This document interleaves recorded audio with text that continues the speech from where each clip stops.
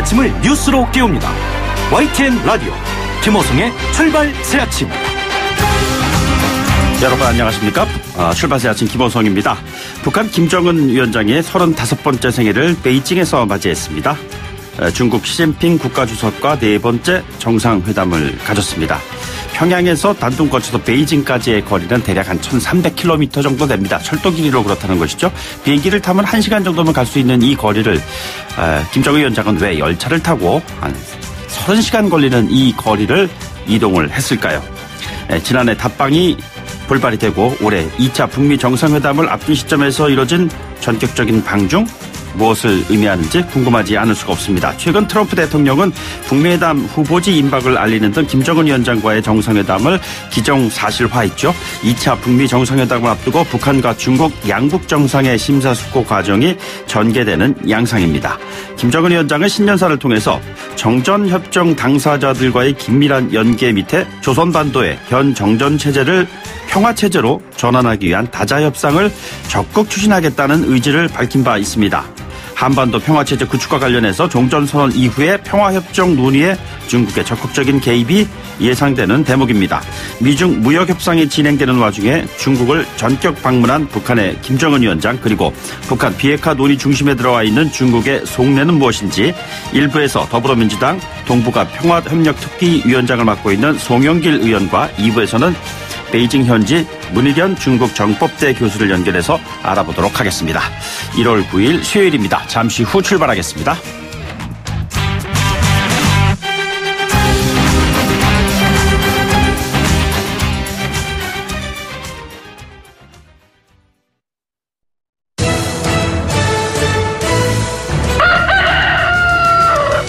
꼭이요 꼭, 출근길 꼭 알아야 할 뉴스, 이종래 꼭 뉴스. 네, 오늘 꼭 아셔야 하는 뉴스 정리해보죠. 시사평론가 이종원 박사 나오셨습니다. 안녕하십니까? 네, 안녕하세요. 네, 어제 이어서 유튜브 통해서 보이는 라디오 방송 나가고 있습니다. 지금 김호성의 출발 새 아침 위드 이종훈 평론가 이렇게 지금 나와 있습니다. 그런가요? 예, 곱하기가 아니고요. 네, 보시면요. 네. 유튜브 통해서 저와 이종훈 박사님의 얼굴 그냥 표정 다 보실 수 있습니다. 네, 북중 정상회담 어제 1시간 정도 열렸다고 하죠? 네.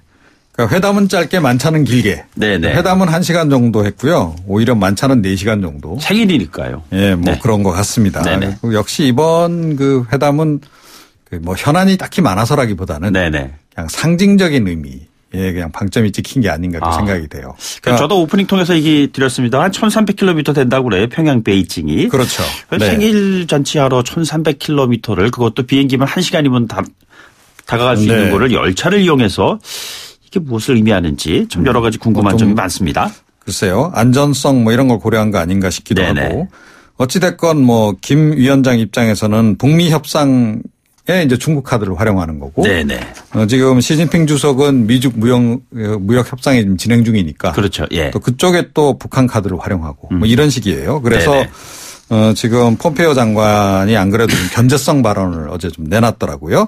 중국은 두 문제. 그러니까 이 북한 비핵화 문제하고 이 무역 협상을 이야기하는 겁니다. 네네. 그 두 개가 별개라는 점을 미국 측에 명확히 밝혀왔다. 예. 그러니까 별개 사안이다. 그러니까 연계하지 마라. 그런 조금 의미를 좀 이야기를 하는 것 같습니다. 예, 예. 내일 모레까지 머무는 건가요? 네, 그럼? 일단 그렇습니다. 네. 오늘은 뭐 그 베이징 인근에 어딘가로 가서 또 뭐 시차를 좀 하지 않을까. 네네. 예, 그런 얘기가 좀 나오고 있긴 합니다. 김정은 위원장은 베이징을 갔는데 노영민 주중대사는 베이징에서 들어왔죠. 서울로 왔습니다. 예, 그렇습니다. 예. 뭐 내정설 그대로 이번에 발표가 나오지 않았습니다. 네네. 신임 비서실장의 노영민 주중대사, 정무수석의 강기정 전 의원, 국민소통수석의 윤도한 전 MBC 논설위원 임명을 했습니다. 자유한국당 쪽에서는 함량 미달 인사다. 예, 최측근 일색이고 친문 중심 인사다라고 비판을 지금 하고 있습니다. 바른미래당은 독선과 전횡을 그대로 반영한 구제불능 인사다라고 네네. 또 비판을 했고요. 민주평화당은 개혁을 깔끔하게 포기하고 좌파 생존 전략으로 가는 신호다라고 또 비판을 했습니다. 그런데 이번에는 정의당도 약간 좀 부정적인 평가를 내리고 있습니다. 네네. 내년 총선을 앞두고 친위 체제를 더욱 굳히는 거 아니냐 이렇게 지적을 하고 나섰네요. 예. 야사당 반응이 다 부정적입니다. 그래서 네네. 이런 속에 어제 그 문희상 국회의장이 한국신문방송편집인협회 주최 토론회에 참석해서 한 발언도 지금 화제가 되고 있는데요. 예, 어떤 얘기였죠? 이제는 코드 인사나 인연 보상 측면의 인사는 끝나야 할 시기다. 예, 이번 인사하고는 좀 반대 기조의 발언을 좀 하셨고요. 신재민 전 사무관에 대한 고발도 오바다. 아하. 이렇게 또 지적을 하셨습니다. 예. 신재민 전 사무관에 대한 고발도 오보다 뭐 이런 얘기를 국회의장이 했는데 네. 야3당이 신재민 청문회 열기로 지금 합의를 한 거잖아요. 예, 그렇습니다. 뭐 자유한국당 바른미래당은 그렇다 치더라도 네네. 이번에는 민주평화당이 또 합류를 했어요. 이 3당 원내대표가 어제 이제 3가지의 합의를 했습니다. 예, 예. 우선 첫째, 청와대 특별감찰반 의혹에 대해서 특검 도입을 추진한다. 네네. 둘째, 신재민 전 사무관이 주장한 적자 국채 발행 의혹과 관련해서 국회 기획재정위 차원의 청문회를 연다. 예. 그리고 셋째가 그 청와대 행정관의 육군참모총장 면담권 이거 관련해서 국회 운영위원회하고 국방위원회 연석회의를 연다. 네네. 이거고요. 네네. 특검법의 경우에는 다음 주 초 정도에 발의할 예정이라 그럽니다. 예. 이런 속에 신전 사무관 건과 관련해서 전국 통합 공무원 노동조합도 어제 논평을 좀 내놨더라고요. 예, 예. 이게 단순한 해프닝이 아니고 징후적 현상이다.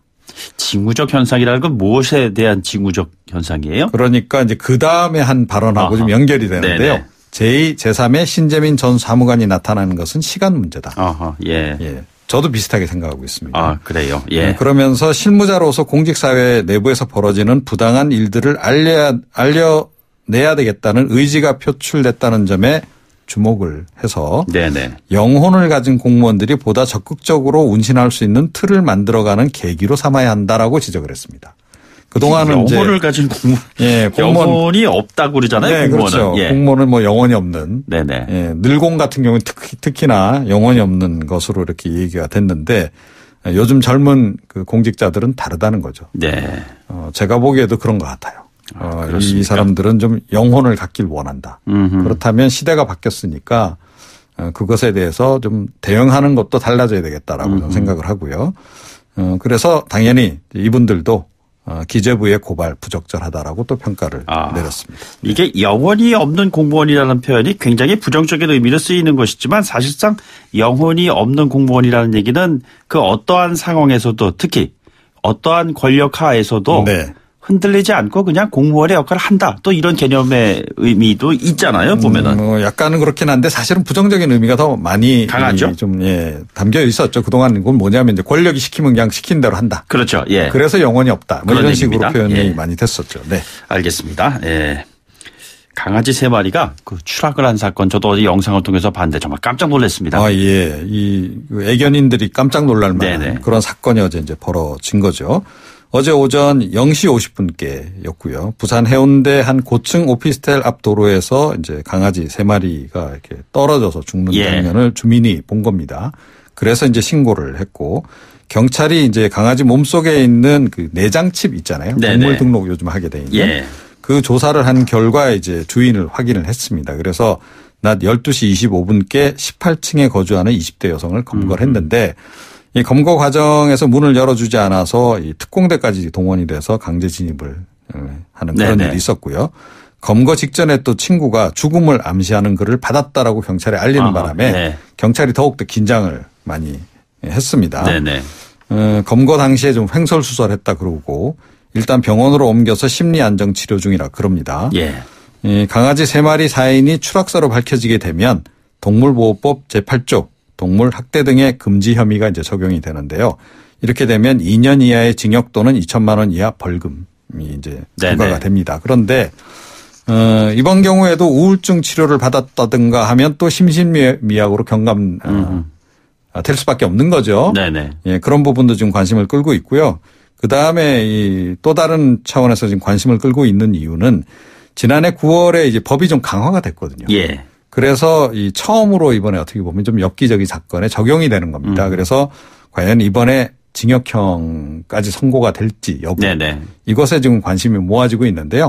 이제까지는 동물학대로 징역형 선고한 경우는 없었다 그럽니다. 아, 그렇습니까? 네. 그럼 이번 사례가 첫 사례가 될 수 있느냐의 여지가 관심사가 될 수도 그렇습니다. 있겠네요. 네.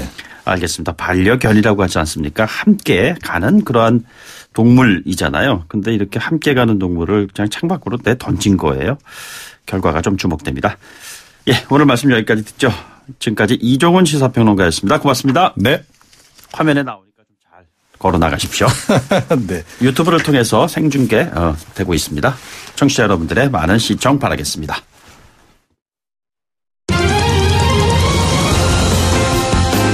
가장 뜨거운 이슈. 오늘의 헤드라인. 출발 새 아침 헤드라인 인터뷰.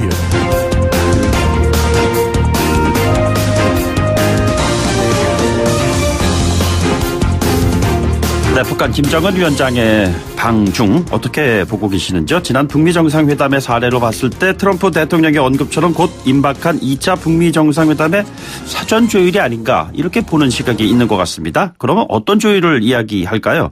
청와대 비서실 인사와 여러 국내 정치 국면에서 이런 변화에 우리는 또 어떻게 대비를 해야 할까요? 더불어민주당의 동북아 평화협력특위의 위원장 맡고 있는 송영길 의원을 연결하겠습니다. 의원님 안녕하십니까? 네, 안녕하십니까? 예, 이게 지금 방중 김정은 위원장의 방중 문제가 굉장히 큰 이슈가 네. 지금 되고 있는 것 같습니다. 사전 조율을 하러 간 것이 아니냐 뭐 이런 얘기가 나오는데 구체적으로 어떤 내용을 사전 조율을 한다고 예상을 하고 계시는지요? 중국 언론에서는 세 가지로 정리한 것 같아요. 네네. 김정은의 방중이 첫 번째는 중국과 북한은 전통적 우위 관계로 어떠한 상황이더라도 변하지 않는 네네. 그 상호 우위 관계다라는 것을 과시하고 확인한 의미가 있다라는 것이고 예. 두 번째는 한반도 문제에 중국이 당사자로 참여해서 큰 역할을 해야 된다는 것을 다시 한번 확인해 준 것이다. 네네. 그리고 세 번째는 북한이 경제 집중 노선으로 전환해서 절실하게 경제 발전에 중국과의 협력이 필요하다. 네네. 이 세 가지가 주요 메시지라 이렇게 정리를 하는 것 같습니다. 예. 실제로 아마 미국하고도 이 문제는 같이 좀 소통이 됐을 걸로 저는 생각합니다. 네네. 미국 간에.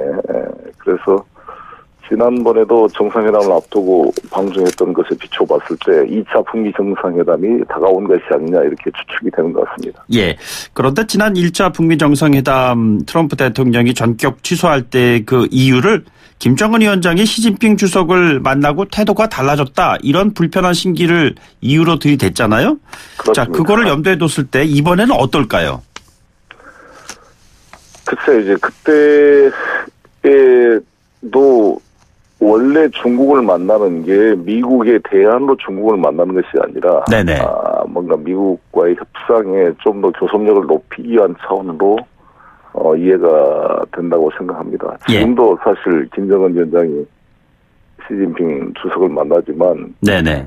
북의 절실히 요구되는 체제 안전 보장 문제와 경제 발전의 문제를 해결해 줄 수 있는 나라는 미국이 유일한 나라거든요. 네네. 그래서 북미 간에 직접 협의를 통해서 풀 수밖에 없고 그것이 북의 일관된 그동안의 요구 사항이었고 또 중국의 요구 사항이기도 했습니다. 네네. 근데 역으로 미국 입장에서는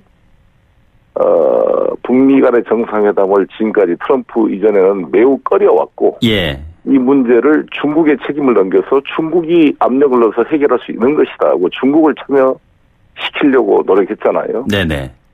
그렇기 때문에 상호 교차되는 면이 있는데 어찌됐건 저는 이 문제 해결에 중국을 배제할 수는 없다고 생각합니다.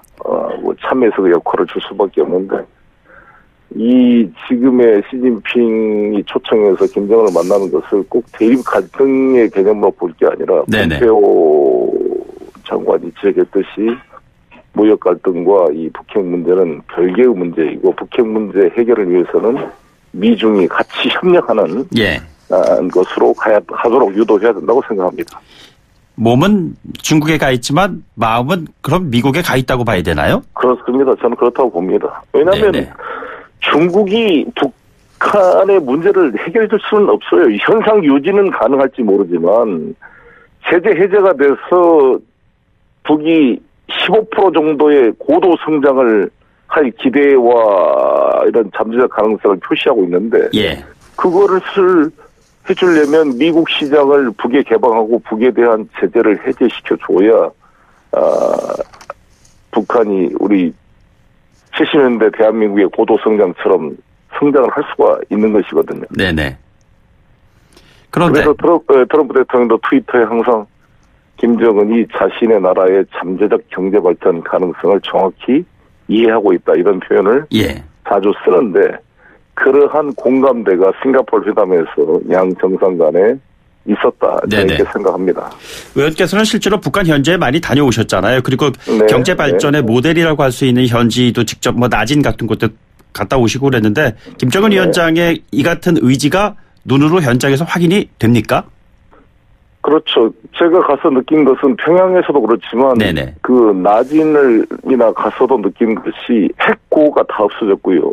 반미 구호가 없어졌고 선군정치 구호가 지방에까지 사라진 것 같습니다. 그리고 경제 집중 노선으로 확실히 전환이 됐습니다. 저희들이 5.1 경기장에 그 여러 가지 단체 극 있잖아요. 그걸 보더라도 나오는 슬로건이 미사일이나 전쟁 이런 게 다 사라졌어요. 다 주로 많이 나오는 게 자력갱생, 번영, 경제에 대한 메시지가 주를 이루고 있습니다. 이런 것들은 확실히 노선이 전환되고 있다는 것을 알 수가 있는데 이것이 문제는 이게 현실화되려면 제재가 해제되고 남북 간이든 국제사회가 북을 이렇게 수용해 줘야 가능한 거 아니겠습니까?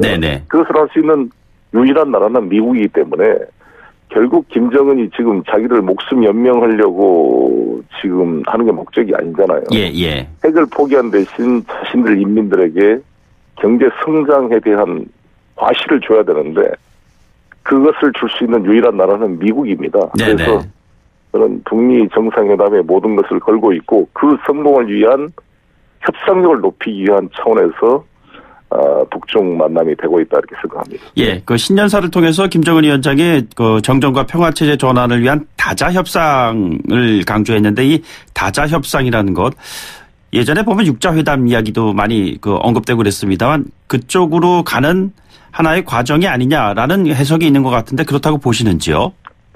북이 말하는 다자회담은 중국을 포함한 사자를 말하는 것일 겁니다. 일본을 배제하고 일본과의 관계가 아직 안 좋기 때문에. 그래서 어차피 이 문제는 집단적 안보 체제로서 북한의 체제 보장을 해줘야 평화 체제로 갈 거 아니겠습니까? 그 핵심은 휴전협정 당사자인 중국과 미국, 북한. 우리 대한민국은 이승만의 북진 통일 정책 때문에 휴전협정 당사자에서 배제가 되었는데 그러나 사실상 주 당사자이기 때문에 이 사자가 이 정전 체제를 해체하고 평화 체제로 만들자라는 것이 북의 생각이라고 생각합니다. 그러면 일본과 러시아가 포함된 육자회담을 의미하는 것이라기보다는 지금 언급하신 사자회담을 언급한다고 봐야 되겠군요.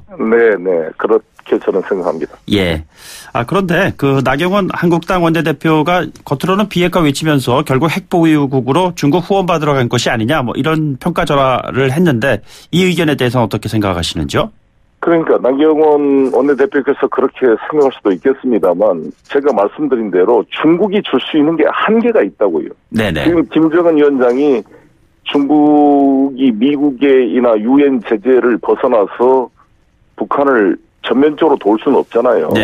국경 밀무역을 좀 느슨하게 봐준다든지 북이 굶어 죽지 않을 정도로 연명하는 데 도움을 줄 수는 있겠지만 전면적인 북의 경제 발전에 조건을 줄 수는 없거든요.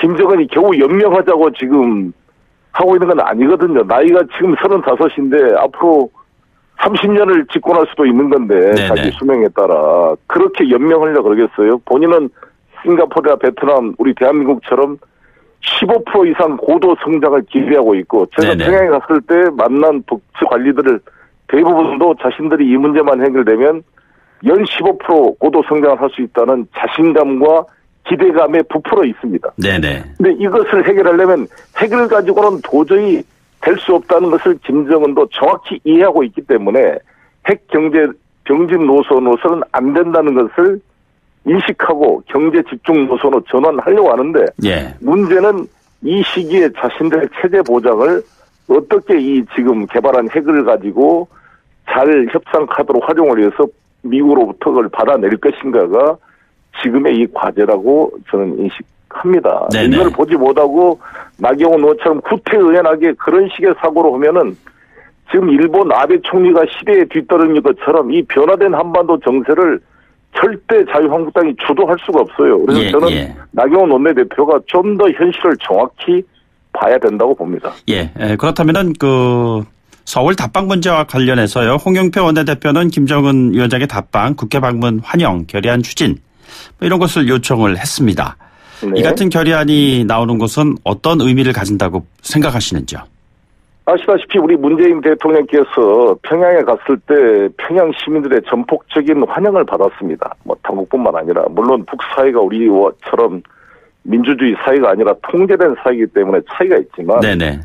김정은 위원장이 우리 대한민국을 방문한다는 것은 환영할 일 아니겠습니까?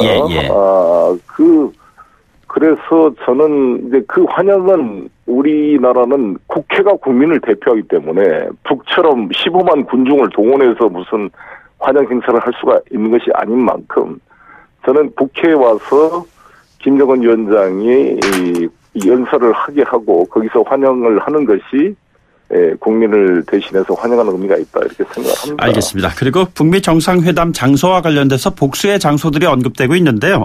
지금 의원께서 동북아평화협력특위위원장까지 맡고 계시는데요. 어떤 생각하고 계시는지 어디가 될 것 같습니까? 저는 베트남 하노이 가능성이 높다고 생각합니다. 이유는 뭐죠?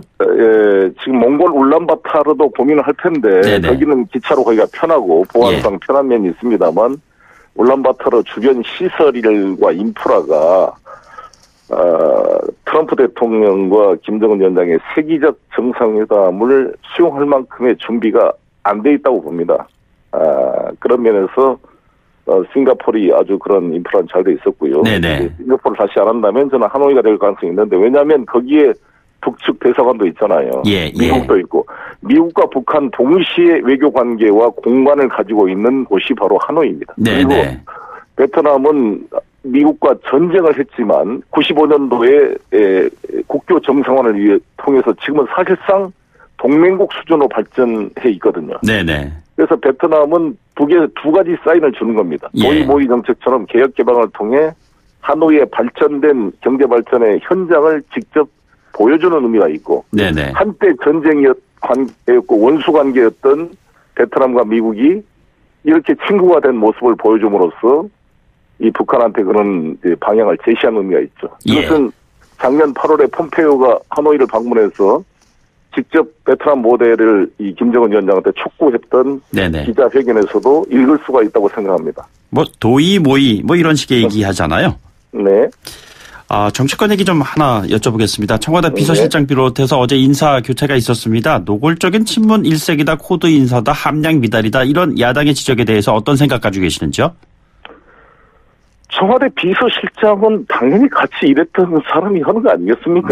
장관도 아니고 청와대에 있는 분들은 대통령님과 가장 소통이 되고 신뢰가 되는 분들로 구성하는 것이 동서고금 모든 나라의 동일한 거기 때문에 그걸 가지고 지적할 문제가 아니다 이렇게 생각합니다. 그런데 문제는 차라리 우리 노영민 실장님은 3선 국회의원 아닙니까? 그리고 다 그 정도 됐으면 모든 경험이 풍부히 쌓인 분이고 중국 대사도 했기 때문에 오히려 더 임종석 실장 때보다 더 폭넓은 소통을 할 수 있는 위치에 있다 저는 이렇게 생각합니다. 그리고 강기정 정무수석도 3선 국회의원을 하신 분이고 단순히 이분이 존재감이 없는 분이 아니잖아요. 그런 조돌성도 있고 뚝심도 있기 때문에 야당 의원님과도 적극 소통할 수 있는 위치에 있다 이렇게 생각합니다. 서울 전에 개각 이야기도 솔솔 나오고 있는데 이게 전제가 총선 불출마가 걸려 있다고 합니다. 그래서 현역 의원 중에는 어렵지 않을까 이런 얘기들이 나오고 있는데 현직 의원 출신으로서 지자체 단체장 경험까지 가지고 계신 송영길 의원 같은 경우라면은 불출마 걸고 장관직 나올 수도 있지 않겠느냐라는 얘기하는 분들이 있는 것 같습니다. 어떻게 생각하고 계시는지요? 글쎄 인사 문제는 대통령께서 판단할 문제이기 때문에 말할 문제가 아니고 실제로 지금 그런 걸 떠나서 이 정부가 반드시 성공해야 되고 우리 70년 분단의 역사에서 세계적인 전환을 이뤄야 될 중요한 2019년에 최대의 모든 역량을 동원해서 이 난국을 돌파할 수 있는 드림 내각이 필요하다고 생각합니다. 네네. 드림 내각의 한 역할을 하실 생각 갖고 계시는 거죠? 아니 그건 제 개인의 문제는 말할 것은 차후 문제고요. 예. 알겠습니다. 오늘 아침 말씀 여기까지 듣죠. 고맙습니다. 네, 감사합니다. 네, 지금까지 더불어민주당의 동북아 평화협력특위위원장 맡고 있는 송영길 의원이었습니다. 1부 마치겠습니다. 2부에 돌아오죠.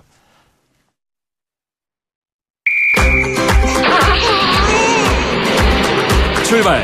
모든 뉴스가 출발하는 곳. 새아침, 희망의 새아침을 여는 곳. 자, 여러분께서는 지금 YTN 라디오 출발 새아침과 함께 멋진 하루를 출발하고 있습니다.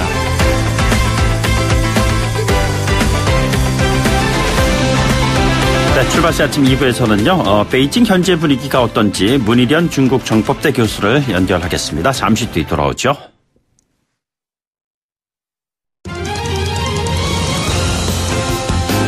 가장 뜨거운 이슈. 오늘의 헤드라인. 출발 새아침 헤드라인 인터뷰. 네, 북한 김정은 위원장 올해 첫 정상외교 시작으로 중국을 방문했습니다. 시진핑 주석과 정상회담을 가졌어요. 특히 이번 방중에 이목이 집중되는 이유 2차 북미 정상회담을 앞둔 시점이기 때문에 그렇지 않을까 하는 생각입니다. 베이징 현지 분위기가 궁금합니다. 문희련 중국 정법대 교수를 연결하겠습니다. 교수님 안녕하십니까? 네, 안녕하십니까. 예, 김정은 위원장의 방중 소식이 전격적으로 이루어졌다고 하는데 그 이전에 이 같은 그 의견이 좀 분위기가 감지가 됐었나요? 구체적으로 지금일 거라고는 다들 예상을 못했지만요. 네네. 조만간 김정은 위원장의 방중이 이루어질 것이라는 예상은 하고 있었습니다. 아, 그렇습니까? 왜냐하면 지금까지 관례로 보면 그 북미 정상회담이 열리기 전에 중국과 사전에 협의를 해왔기 때문에 이번에도 곧 2차 북미 정상회담이 열린다고 하지 않습니까? 네네.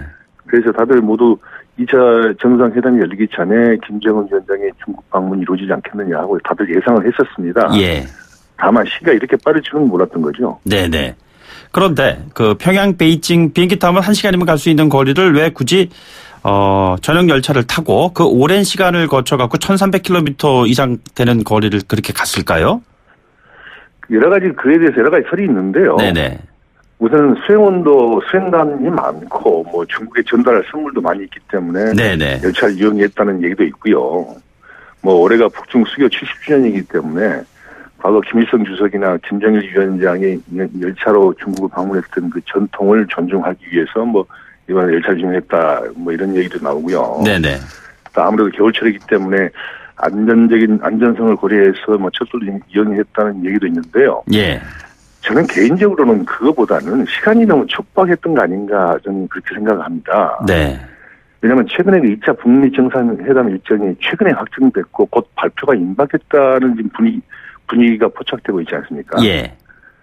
그래서 정상회담 발표 이전에 오는 게 북한이나 중국 입장 양국 입장 모두 그 부담이 덜하다는 정무적 판단을 내린 것 같고요. 그 정상회담 전에 발표 전에 올라 그러면 급박하게 와야 되는데 지금 공항으로 오게 될 것 같은 경우에 대부분 올해가 70주년이기 때문에 대규모 환영 행사 준비를 해야 되거든요. 그러니까 수교 70주년 말씀하시는 거잖아요. 예. 네, 그렇습니다.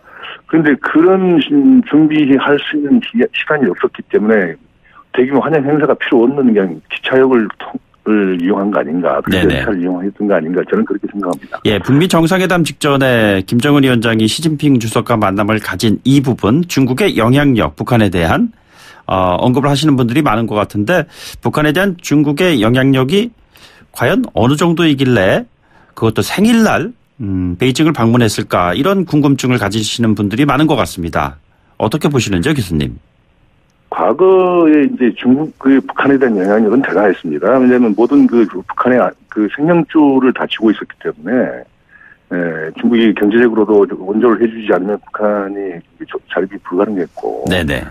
또 군사적으로는 중국의 동맹 진영에서 이렇게 중국을 보호를 했기 때문에, 경제적으로나 그냥 군사적으로 전부 다 중국의 보호를 받는 그런 입장이었습니다. 그러나 네네. 이게 이제 92년 한중 수교가 이루어지면서 완전히 북한은 중국을 배신자로 보기 시작했고 그때부터 양국 관계가 파탄나기 시작한 거거든요. 예. 그래서 최근에는 거의 중국의 말을 듣지 않은 그런 상황까지 갔었는데, 작년에 이른바 이제 김정은 위원장이 평창올림픽에 참여를 하기 시작하면서 이게 반전이 되기 시작하는 겁니다. 미국 그리고 남쪽과 접촉을 하려다 보니까 중국이라는 뒷배가 필요했거든요. 그래서 북한이 의도적으로 중국에 접근했던 측면이 있고요.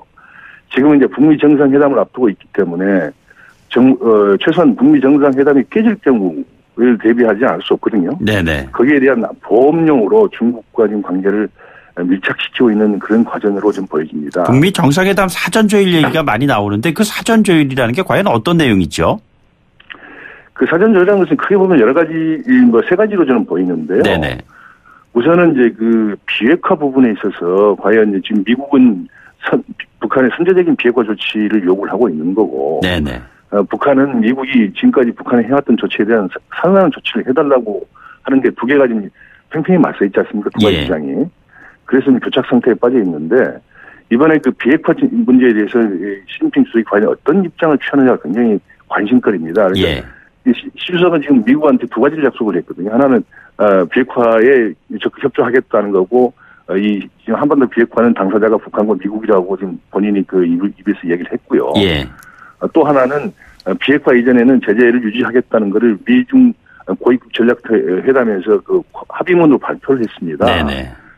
그래서 그러니까 두 가지를 기본 입장을 가진 시진핑 주석이 김정은 위원장한테 비핵화 문제에 관해서 어떻게 조언을 할지, 이걸 비핵화를 미국식대로 사전적인 어떤 선제적인 조치를 취하게 해줄지 아니면 기존에 있는 북한의 입장을 지지해줄지가 상당히 관심거리고요. 네네. 두 번째는 이번에 김정은 위원장이 신년사에서 정전협정 당사국들이 첨가하는 이른바 평화협정 다자회담 논의를 제의를 했지 않습니까? 네네. 그럼 정전협정 당사자 중에서 평화협정 체제 논의를 할 수 있는 국가는 유일하게 중국인데요. 네네. 중국인데 이제 그 회담 형식을 중국은 지금까지 계속 6자회담을 주장을 해왔거든요. 자기들이 계속 옛날에 의장국이었던. 근데 지금 이제 이렇게 되면 4자회담으로 가야 된다는 얘기가 나오는데요. 그래서 그 4자회담을 할지 아니면 러시아까지 포함한 5자회담으로 할지 아니면 중국이 주장하는 6자회담을 할지 다자회담 형식에 대해서 아마 사전 조율을 했을 겁니다. 그래서 일본까지 포함한 6자회담 말씀하시는 겁니다. 네, 네 그렇습니다. 네네.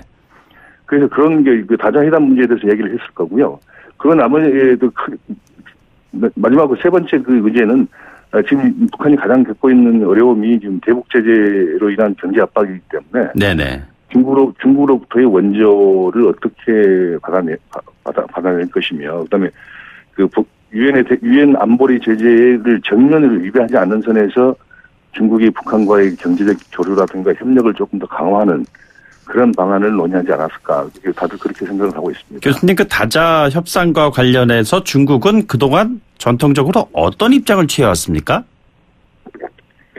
중국은 한반도 비핵화 문제에서는 6자회담을 굉장히 선호했습니다. 네네. 왜냐하면 그 6자회담을 유장국이 중국이었기 때문에 모든 분야에 있어서 그 북한과 관련된 북한의 비핵화와 관련된 모든 문제는 중국을 다 통해서 갔거든요. 의장국한테 보호가 되기 때문에.